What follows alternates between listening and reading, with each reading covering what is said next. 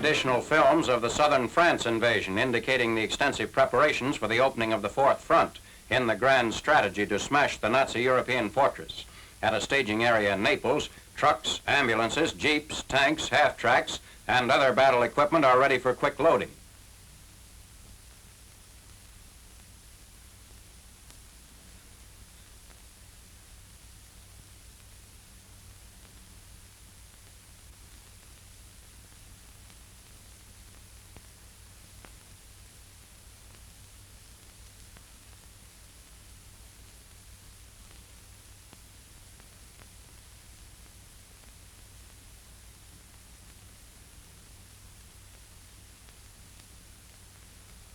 Final count brings the total of ships that participated in the Mediterranean operations to more than 1,000.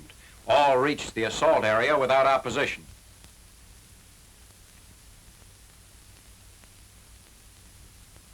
The original beachhead extended across islands and shore points between Toulon and Cannes. From initial landings 15th August near Saint-Tropez and Saint-Maxime, advance elements pushed along the coast and inland against light opposition.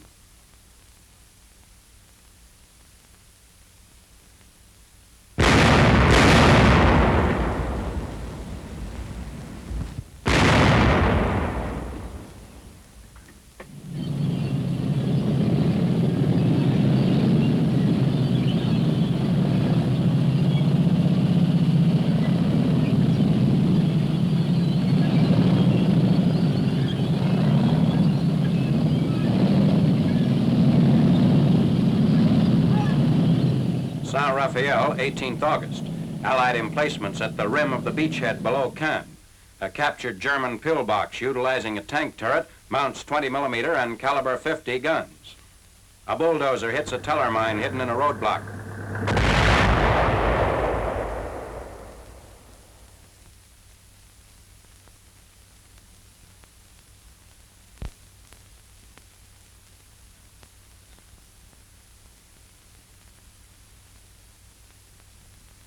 Seventh Army troops drive for the important harbors of Marseille and Toulon and up the Rhone Valley toward a junction with General Eisenhower's army in northern France. Spearheads extend to Spanish, Swiss, and Italian frontiers. Everywhere our troops pursue the German 19th Army, which desperately tries to escape destruction. Loyal Frenchmen come out of hiding places to greet American troops as Brignoles falls 19th August.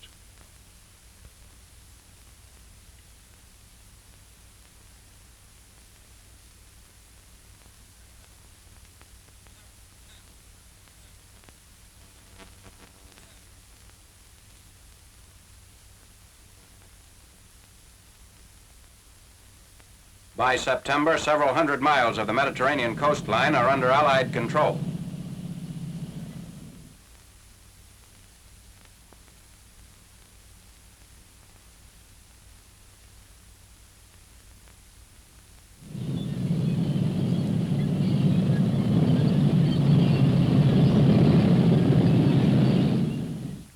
At Saint-Tropez, a tribute to the French forces of the interior for cooperation during the first days of the attack. Lieutenant General Alexander M. Patch and members of the French High Command attend the ceremonies.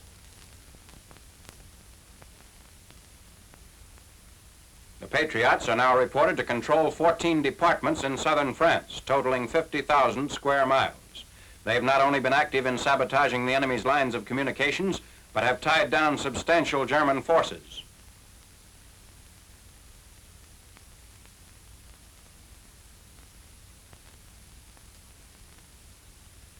The awards are presented on behalf of the 7th Army by its commander, General Patch.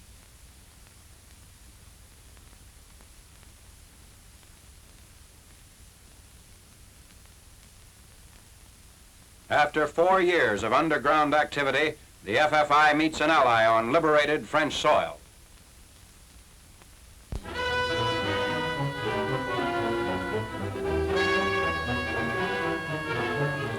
On the beach at Marina de Pisa, near the mouth of the Arno, these are part of the unusually strong fortifications through which the 5th Army fought during the drive on Pisa in mid-July.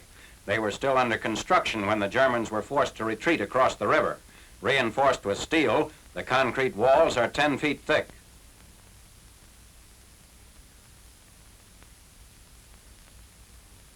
Also near Pisa, a canvas and burlap bridge across the Arno, erected by a Fifth Army camouflage unit as a decoy for German observers. Thrown across the river at night, it drew enemy artillery fire while a real Bailey Bridge was constructed at another point.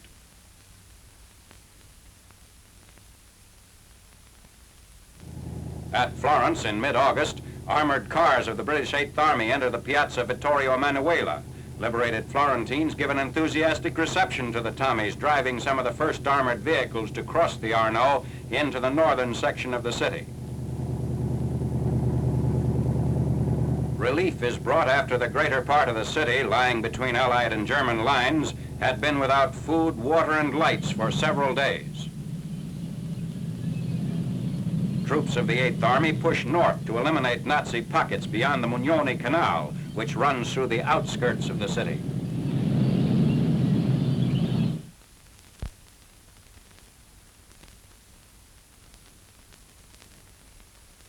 One unit filing past the historic Cathedral Santa Maria del Fiore. Armored patrols keep the streets open to military traffic.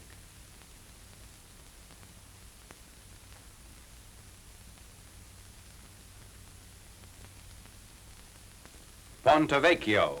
Its 5 companion bridges spanning the Arno were destroyed by the Germans after they had declared Florence an open city.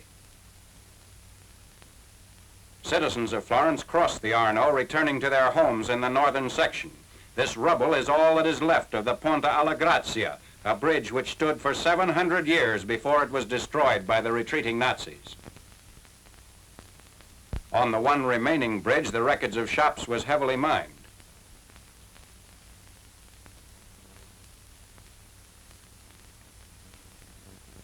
While the enemy is still sending patrols in the city from positions in the western and northern suburbs, Royal Engineers begin construction of a Bailey Bridge to replace another historic span demolished by the Germans.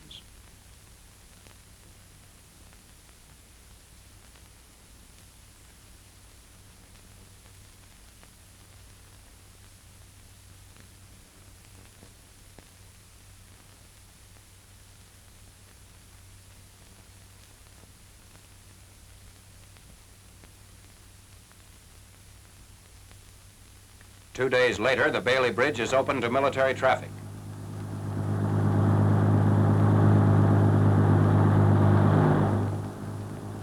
British units file across the new bridge to take up positions in the northern section. After 2 weeks of sporadic street fighting and one-way shelling from German batteries, all Florence is occupied by troops of the Eighth Army.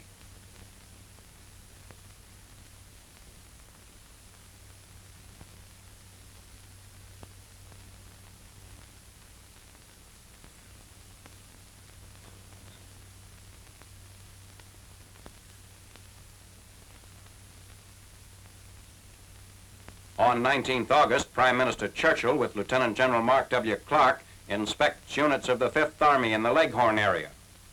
Brazilian Company Commander.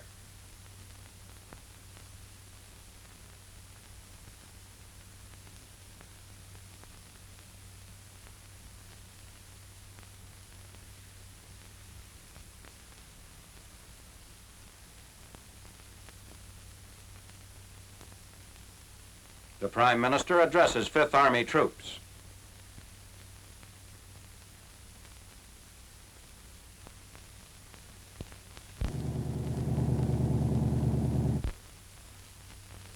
Visiting a field artillery position where Mr. Churchill fires a 240mm howitzer.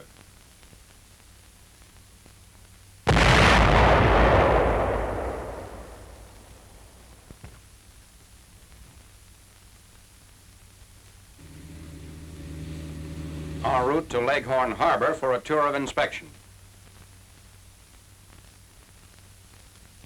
Repairs on Italy's third largest port had been underway for more than a month after German withdrawal above the Arno on 17th July.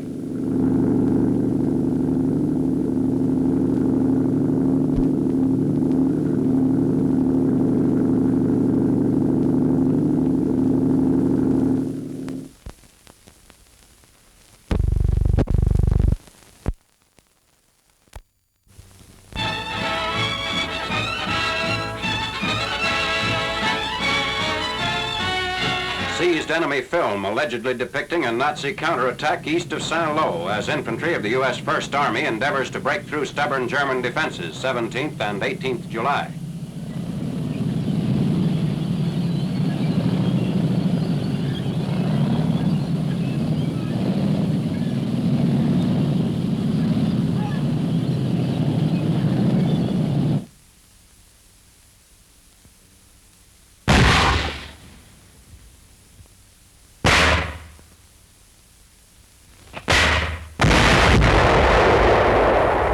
Nazi tanks move up.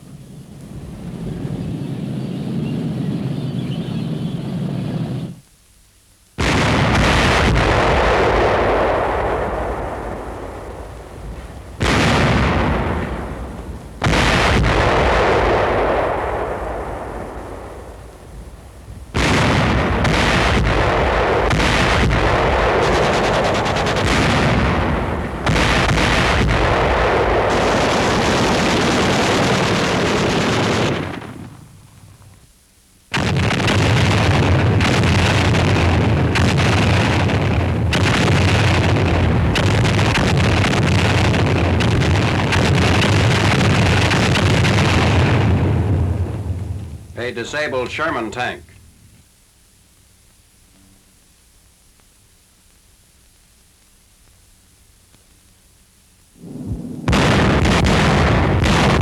Films by German combat cameramen of an Allied plane attack on the Saint-Lô airfield.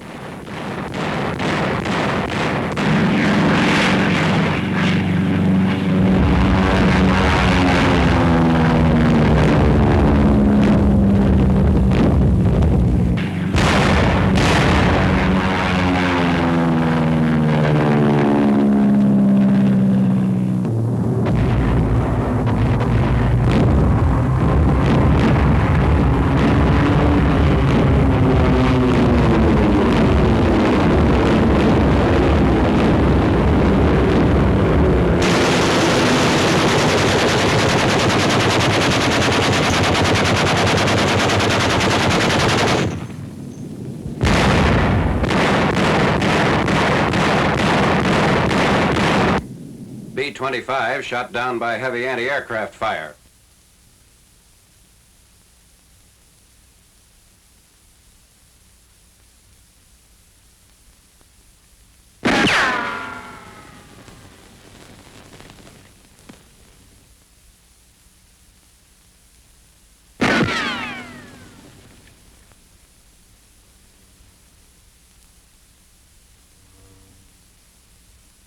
Paratroopers and grenadiers of the Waffen-SS.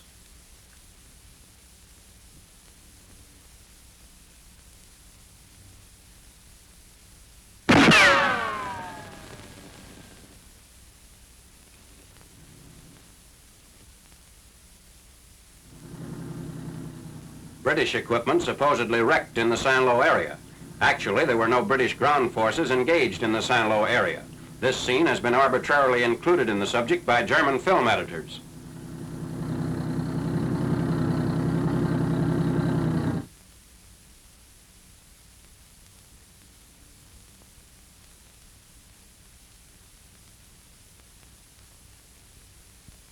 Yanked prisoners.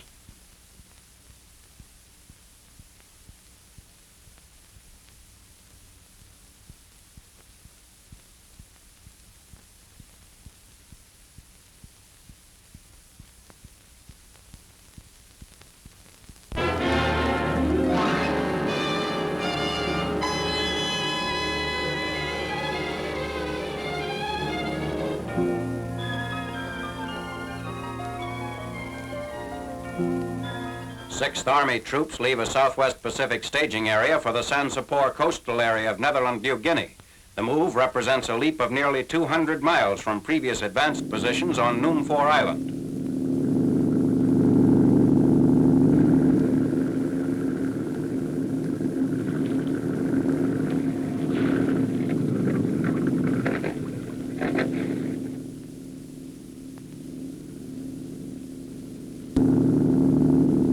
With this thrust against Sansepor, Allied forces bypassed the Japs' pivotal defense point of Vogelkop Peninsula, isolating about 15,000 enemy troops.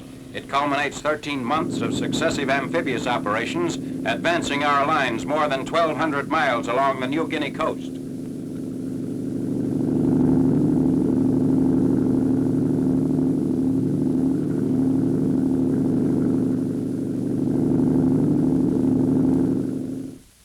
Landings are achieved virtually without opposition on the morning of 30th July. Objectives seized in addition to a 10-mile stretch of the Sansepor coast are the islands of Amsterdam and Middelburg off nearby Cape of Mare.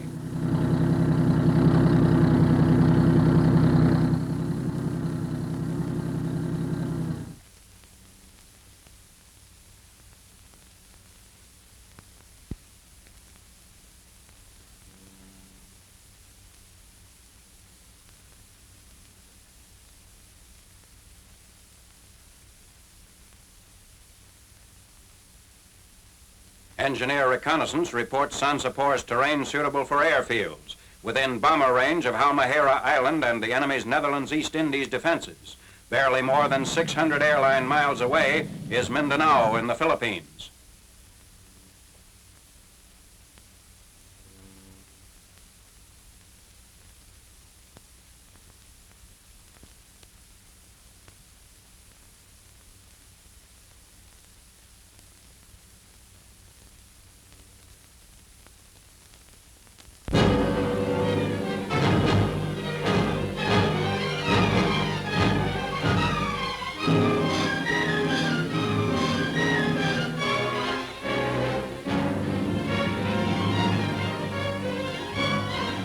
Cézambre Island in the harbor of Saint-Malo, where resisting Nazis blocked Allied use of Saint-Malo's port, first of Brittany's harbors isolated after the breakthrough from Normandy. Nazis repeatedly ignored requests to surrender. One of the last of these requests is made at 10:30 hours, 18th August. Delivering the message by Cub plane.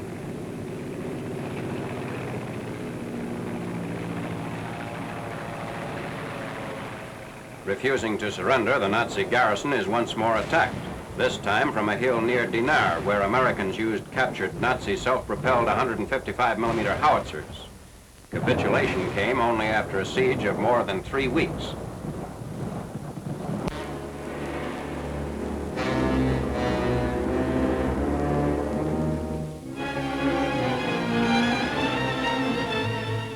General Patton's Third Army, sweeping across Brittany in multiple drives, advances toward Nantes, major port near the mouth of the Loire River.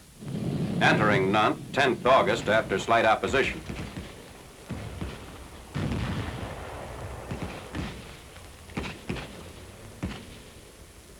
Troops continue to cut up enemy dispositions at the base of the Breton Peninsula, threatening units of the German 7th Army along the Loire River. Farther along the Loire, another American column advances toward Angers. Angers, occupied 10th August, celebrates its liberation by removing vestiges of Nazi occupation.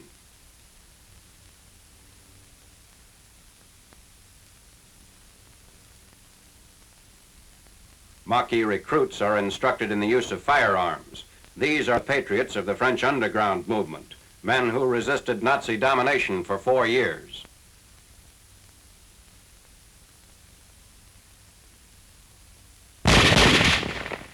Battling rearguard Nazis.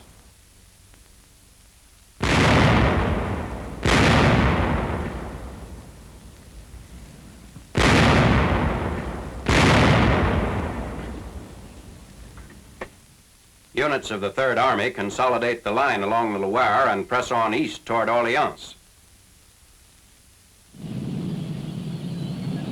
American forces near Orleans attack elements of the German 7th Army at one of the largest airdromes in France, built by the Luftwaffe. The airport had been subjected to heavy aerial bombardment by Allied aircraft.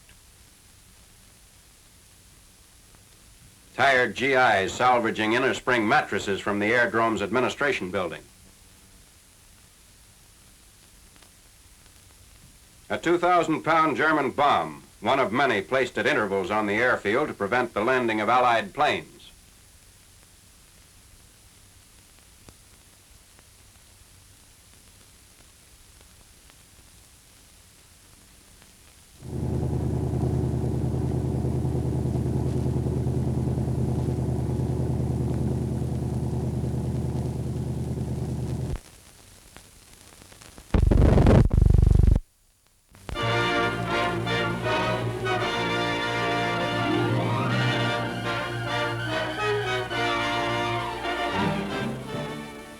On 9th August, an American armored column striking from the base of the Brittany Peninsula advances toward the important rail center of Le Mans.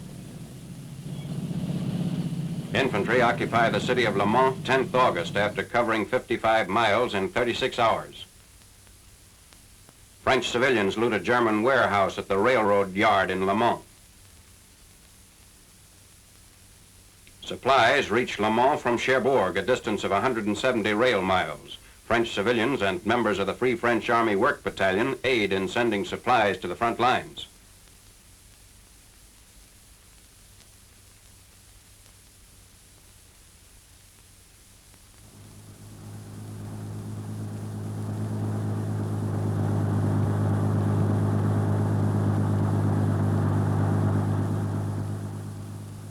From Le Mans, Allied troops swing north in an effort to encircle the German 7th Army.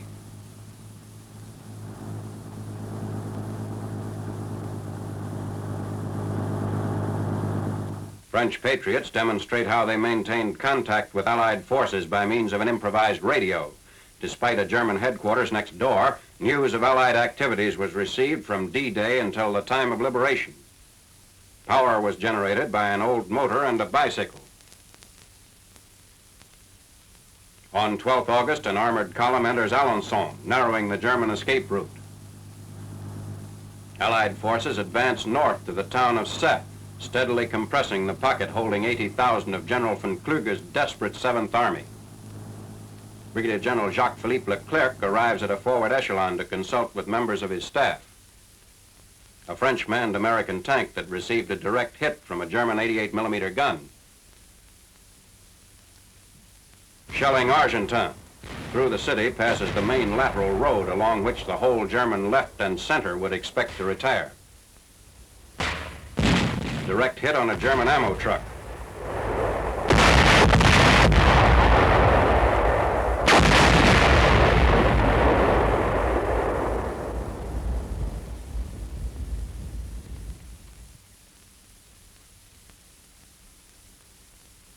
Entering Argentan at 1200 hours, 20th August.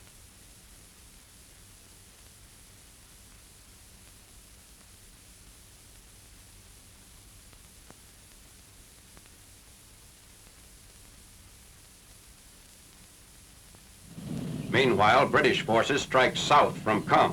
Just west of Saint-Sylvain on the Falaise front of the Argentan-Falaise pocket, a Canadian armored division closes in on the German escape route.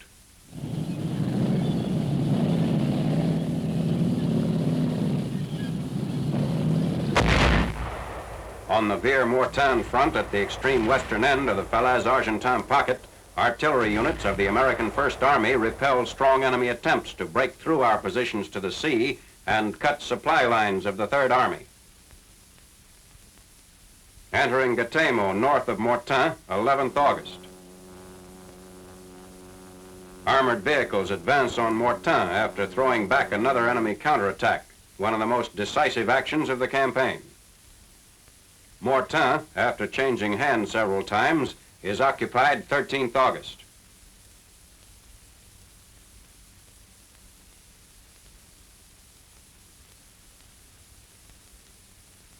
French patriots volunteer for service.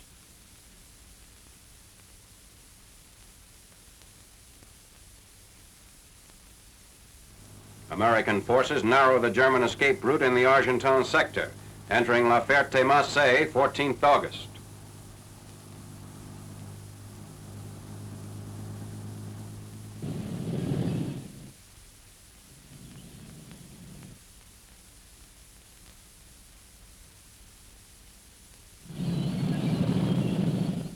Spanish workers in a German labor battalion at Carouge, which fell 13th August. British troops advancing toward Saint-Lambert-sur-Dives as they seek to effect a junction with American forces.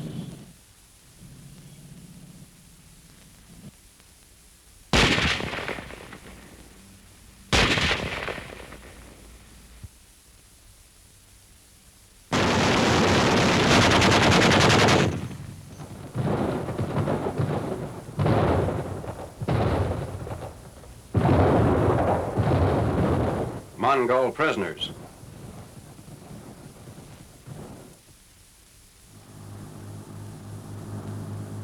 German officers at Saint-Lambert-sur-Dives surrender as the escape gap begins to close.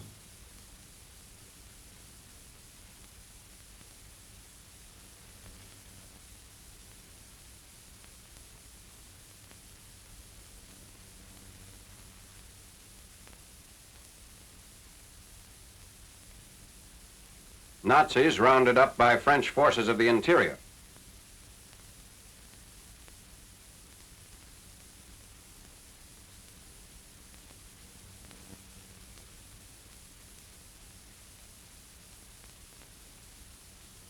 The Falaise Argentin pocket closes 19th August as U.S. troops advancing northward from east of Argentin effect a juncture with Canadian and Polish units moving down from Trun.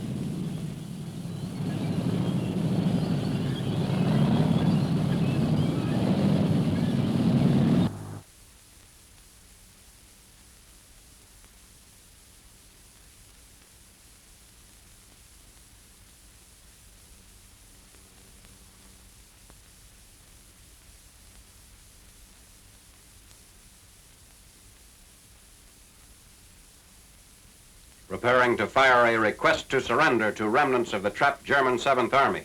Offering the enemy food and water, the message warns Nazis they are surrounded by a ring of steel.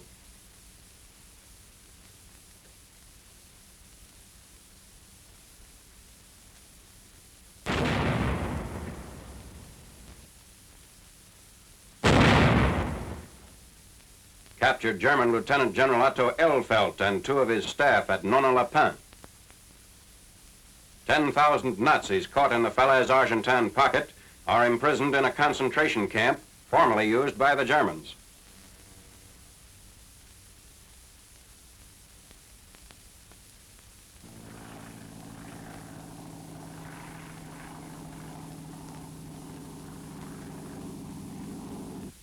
General Eisenhower confers with Undersecretary of War Robert P. Patterson and Lieutenant General Breon Somerville in the Cherbourg Peninsula.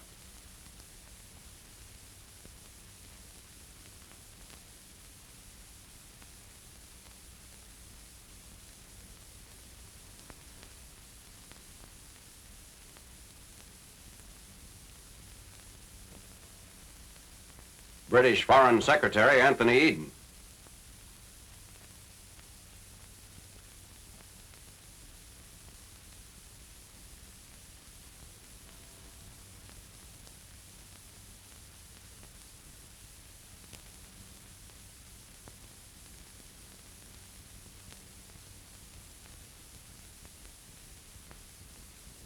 General Charles de Gaulle and General Eisenhower.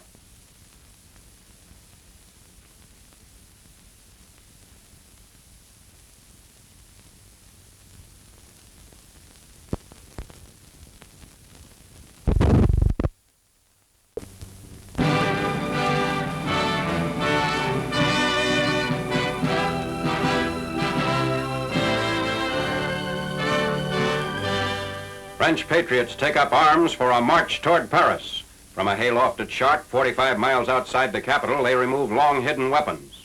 French forces of the interior pile up difficulties for the Germans over the entire area bordering on Paris. Their job is to remove Nazi strong points, clearing the way for Allied columns.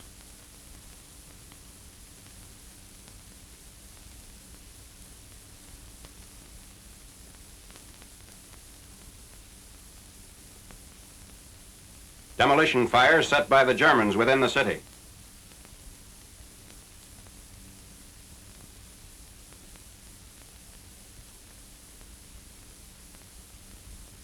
The center of Paris is quiet.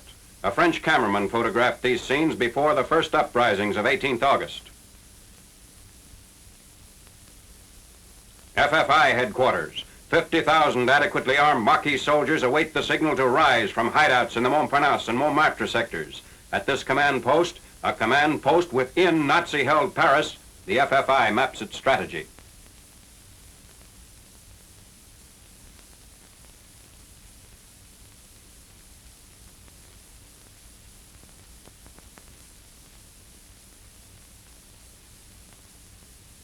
Street barricades are erected for the impending battle with the German occupation forces.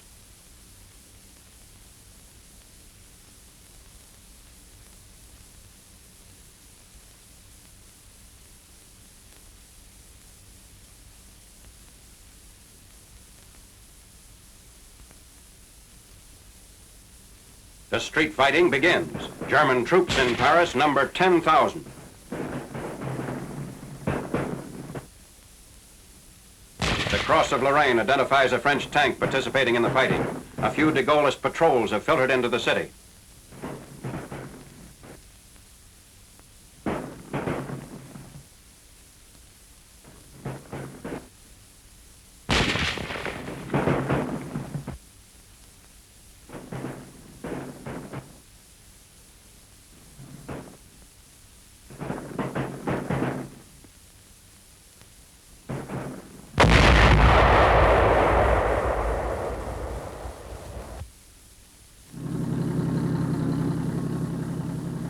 A patriot fires at a German street fighter.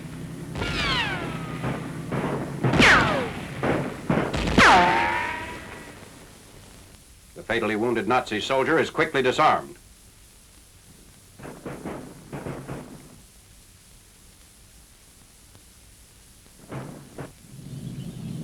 German elements attempt to flee the city.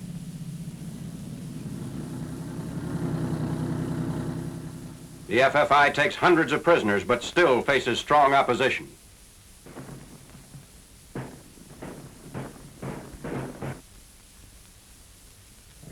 Allied armor speeds toward Paris 6 days after the outbreak of hostilities within the city.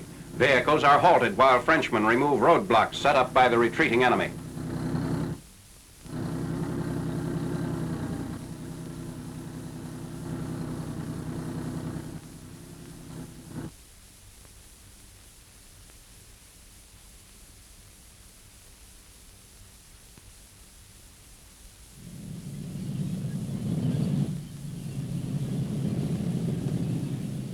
Crowds greet the French 2nd Armored Division, which enters the city on the morning of 25th August, led by General Leclerc.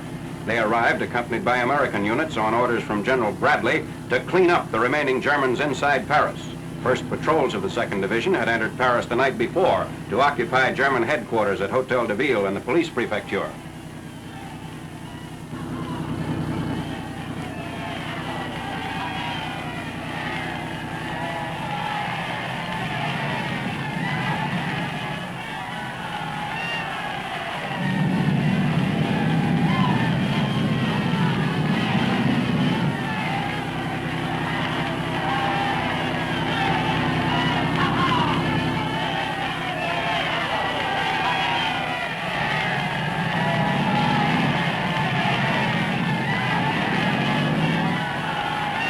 Approaching the Eiffel Tower.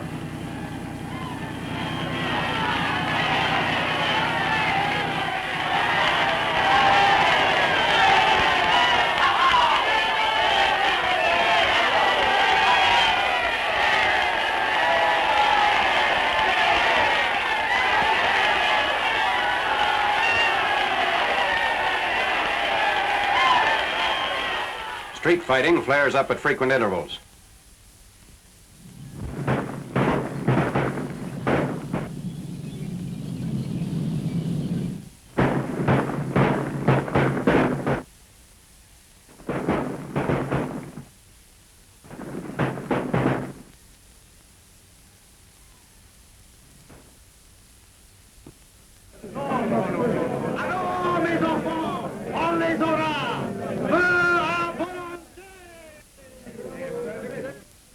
Civilians rush for shelter as Division tanks return fire of another German point of resistance.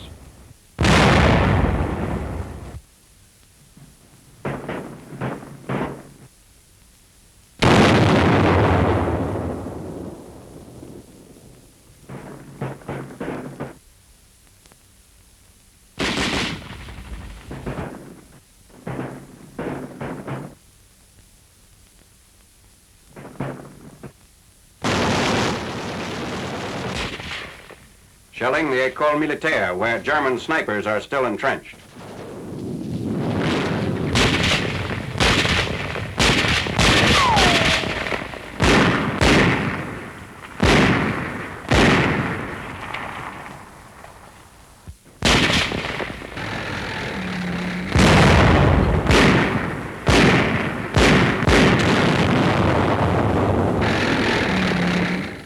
Nazis who held out within the Institute of Germany, formerly the Polish legation.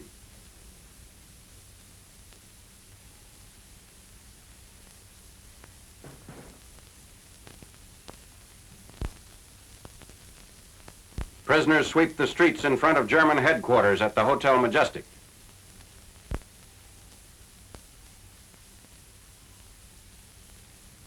French and American troops ride past Paris landmarks. Notre Dame Cathedral.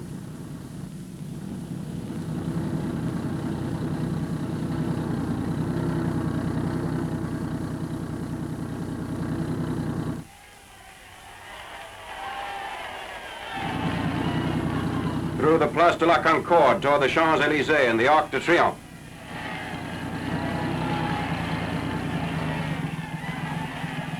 More collaborationists are rounded up.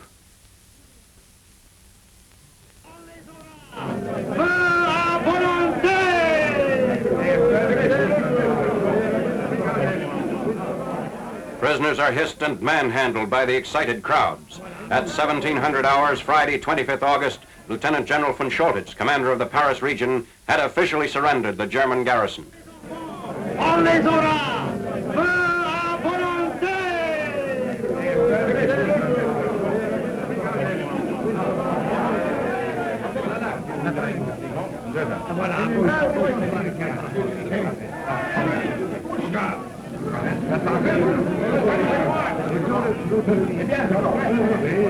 The Nazis entered Paris 14th June 1940.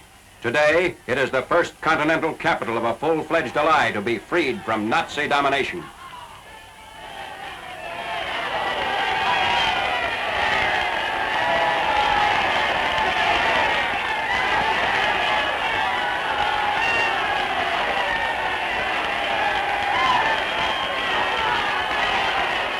The first U.S. flag in Paris.